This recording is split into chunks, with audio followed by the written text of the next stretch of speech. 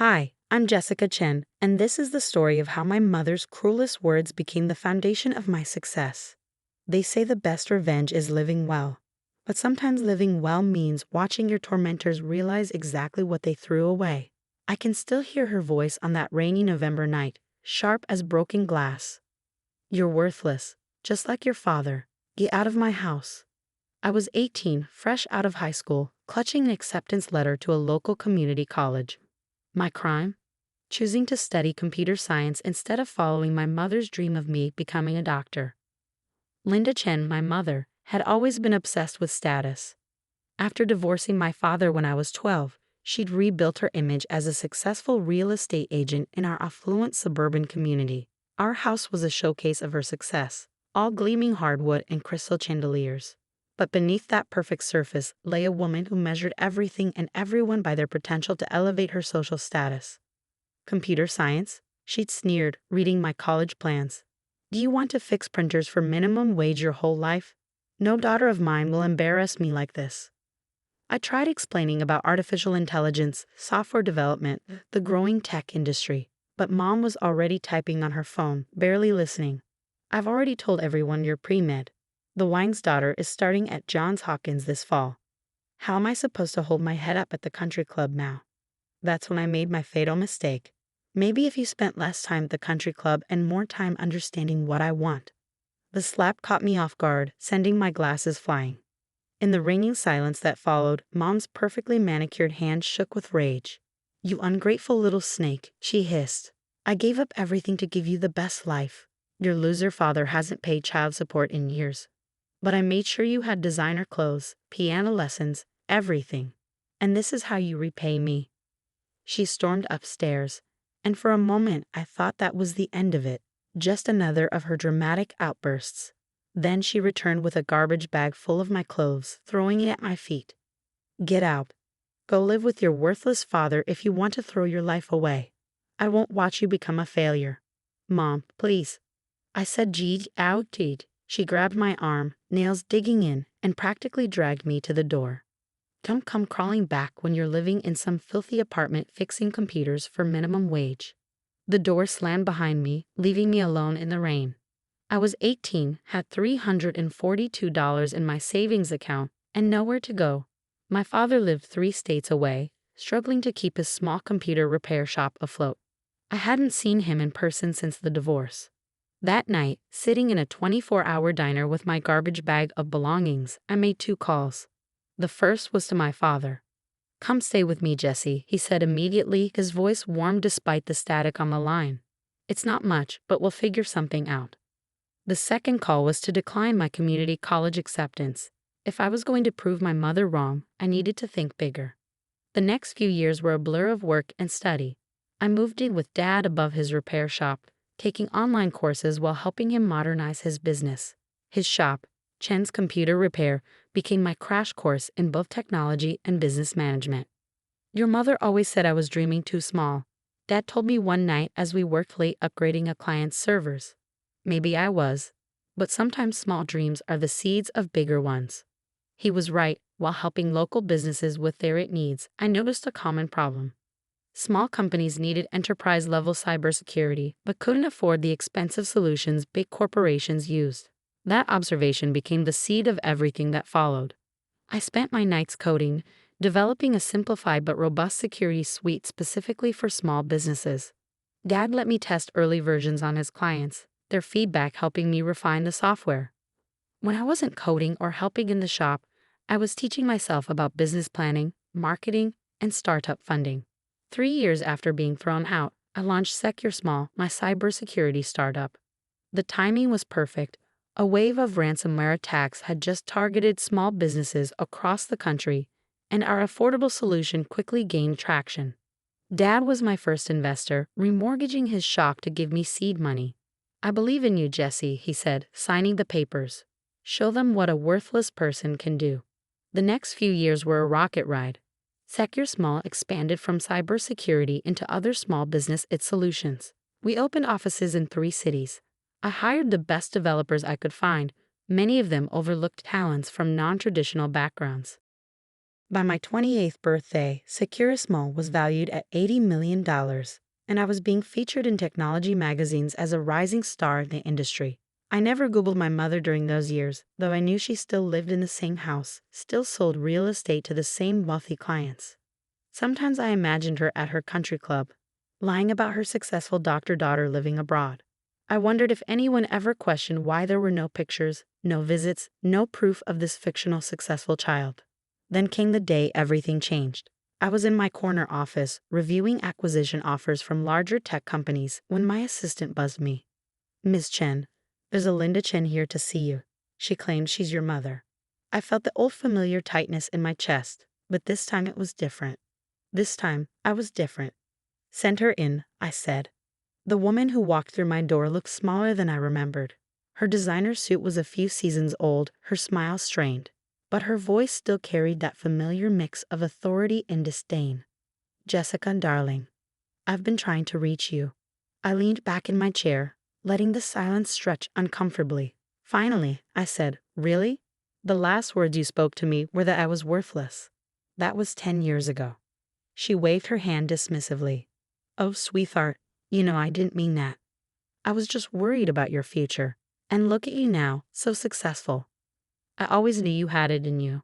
"Why are we here, Mom?" Her smile faltered slightly. "Well, as your mother, I thought it was time we reconnected. And actually, I'm between positions right now. The real estate market isn't what it used to be. I thought perhaps, given your company's success, you might have a place for me. Something in client relations, maybe? You know how good I am with people." I looked at the woman who had thrown me out with nothing, who had called me worthless, who had chosen her social status over her own daughter. And I smiled. "Actually, Mom, we do have an opening. Why don't you come back tomorrow morning? 8 a.m. sharp. We'll see exactly what you're worth to this company." She beamed, completely missing the edge in my voice. "Oh, wonderful. I knew you wouldn't let your mother down. The Wams will be so impressed when I tell them."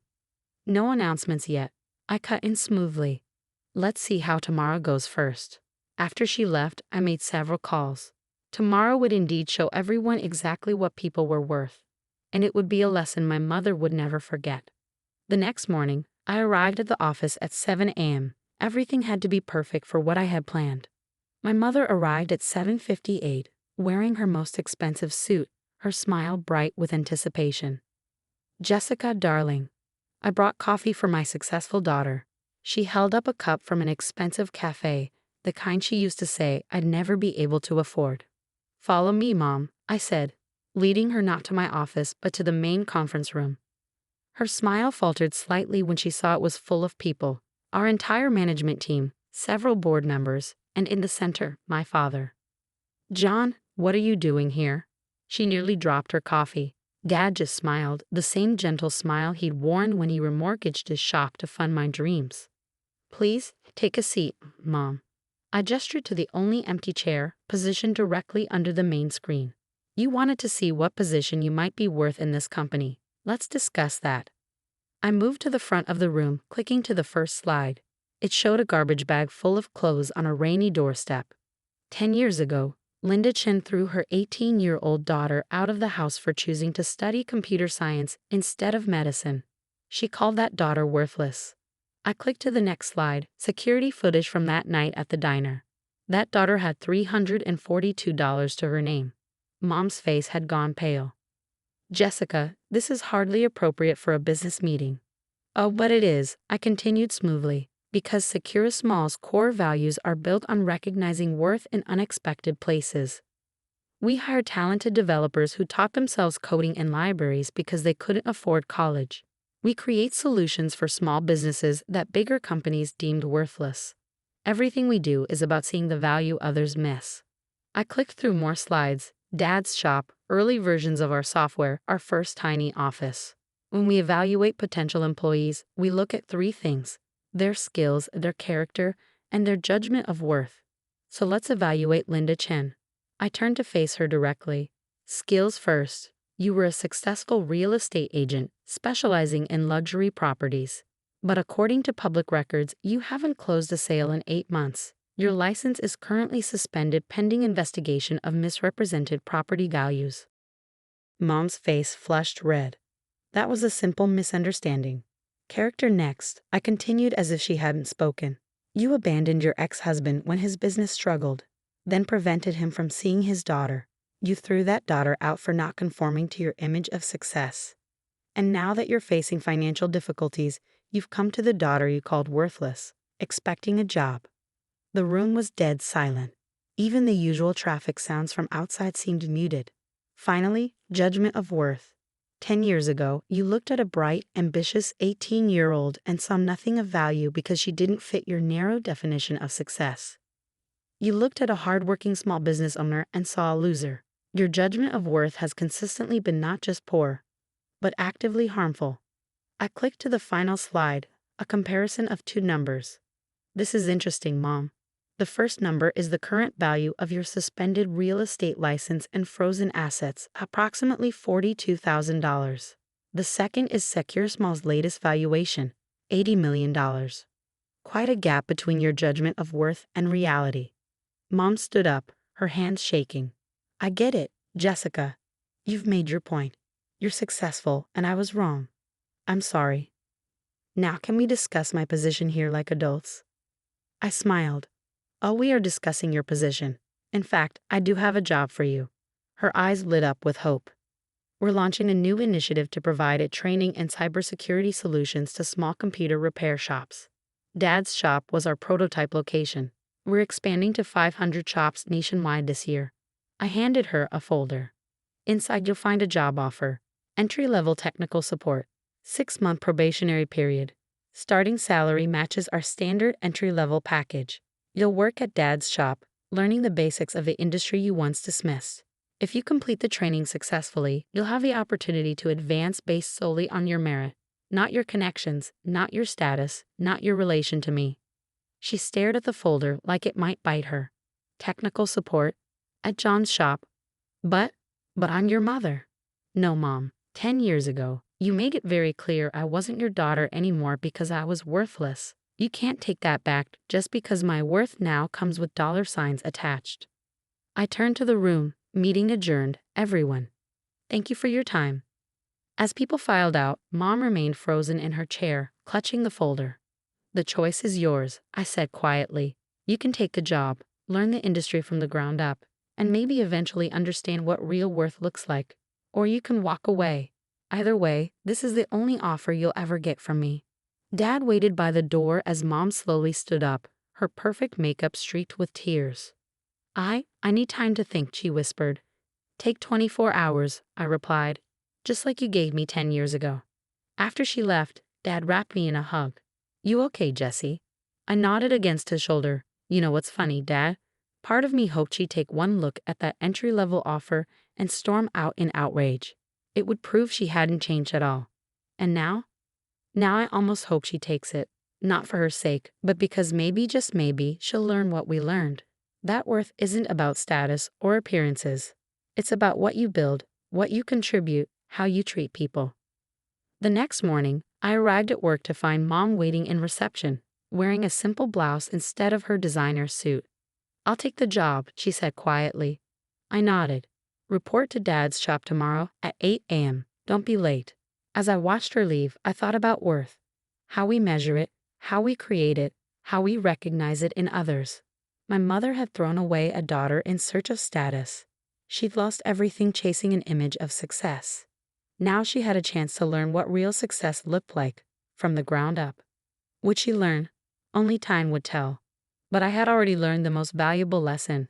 Sometimes being called worthless is just the beginning of proving your true worth. Today, Secure Small continues to grow.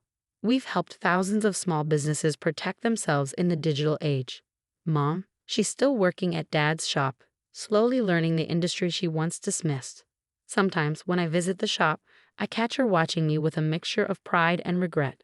Last week, she successfully completed her first solo computer repair. Dad sent me a photo of her proud smile, so different from her old country club smirk. Maybe she's finally learning that real worth isn't in what you appear to be, but in what you actually do.